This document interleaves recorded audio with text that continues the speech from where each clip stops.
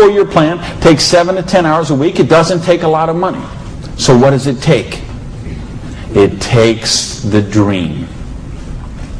Because if you don't have the dream, you'll never find the 7 to 10 hours a week. I can guarantee you that. You're busy. We're all busy. You're working, you're picking up the dry cleaning, you're making dinner, you're taking the kids to football practice, you're paying the bills, you got to sleep, you got to eat, all this. You're using 24 hours of every day already. So what's got to get? You've got to find a dream, something that will take you to this frame of mind where you will change the way you live, you will change the daily actions you take, and you will change your mindset for a 2 to 4 year period. So that alarm clock will go off at 6:30 in the morning. You'll get up, you'll have your breakfast, you go to work, you'll work 8 or 9 hours at your job, you'll get out of the job, you'll run somewhere, grab a bite to eat, and go somewhere and work for another 3 hours in the evening. When you could be home watching TV, when you could be with your kids, when you could be with your family, when you could be watching a football game or something else. But you will make a sacrifice. You will say, I will find the 7 to 10 hours a week for 2 to 4 years to build my freedom, to build my security, to build my independence. Here's the secret of everything I'm going to talk about tonight. Has to do with leverage. It's getting you out of the trap. And there's a big trap, okay? And this is the trap. It's people trading time for money. You work 40 hours, you get paid for 40 hours. So you work 40 hours and you get paid $400 a week. If you're sick half a day and you only work 35 hours, you get paid $350. If you need some extra money because there's something that you want to do, you put in some overtime, so you work 45 hours, so maybe you get $450. Well, you know what? That is trading time for money.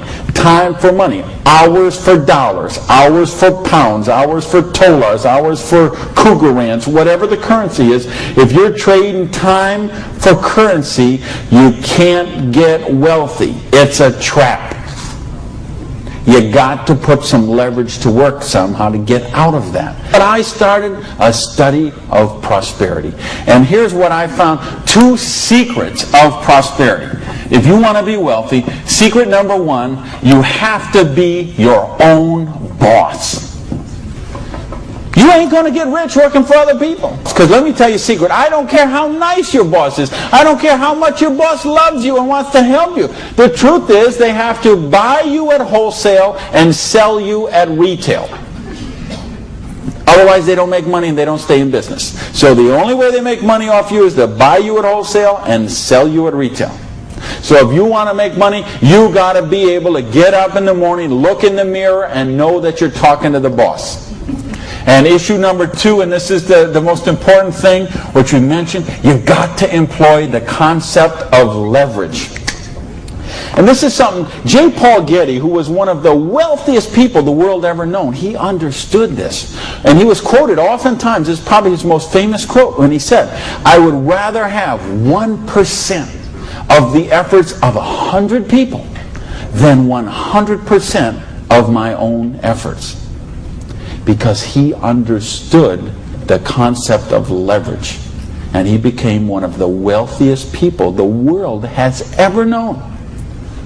So tonight, I'm going to share with you how you can employ this same concept of leverage that the wealthiest people in the world do, and it'll allow you to get your share of that kind of wealth.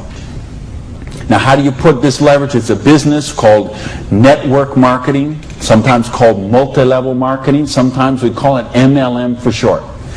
What is it? It's a business that allows you to leverage the efforts of other people who have a dream and are willing to trade that 7 to 10 hours a week to get a dream.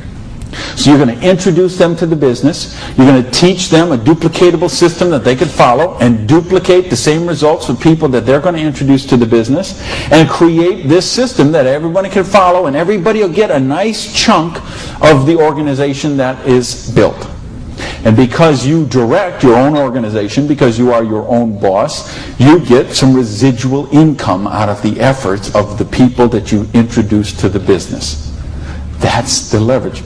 It's no different than when Madonna makes a record and every time they play that CD, she gets a royalty of that. When Coppola does a movie and that movie plays, it gets a royalty of that. This is how the average person can get leverage. See, if you got money, leverage is not a problem. You can leverage your money. You can buy stocks, bonds, invest in companies, invest in real estate, all that kind of stuff. I couldn't do that. If you could buy a franchise. If I would have bought a restaurant franchise instead of opening my own restaurant, chances are I'd still be in the restaurant business. But you know what? I couldn't afford the franchise fee. I didn't have that kind of money. Ask someone about the stock market, they'll tell you, unless you got $25,000 you can afford to lose, don't even get in the stock market. Well, I didn't have $25,000 I could afford to lose. I didn't have $25 I could afford to lose. Forget about. So I didn't have the money to leverage. And if you got a couple $100,000, couple million you can leverage, hey, maybe you don't even need to be here tonight. But I'm speaking to the rest of you who don't have that kind of money. And the rest of you who used to have that kind of money till the stock market tanked, and now your retirement fund is 40% of what it was 2 years ago.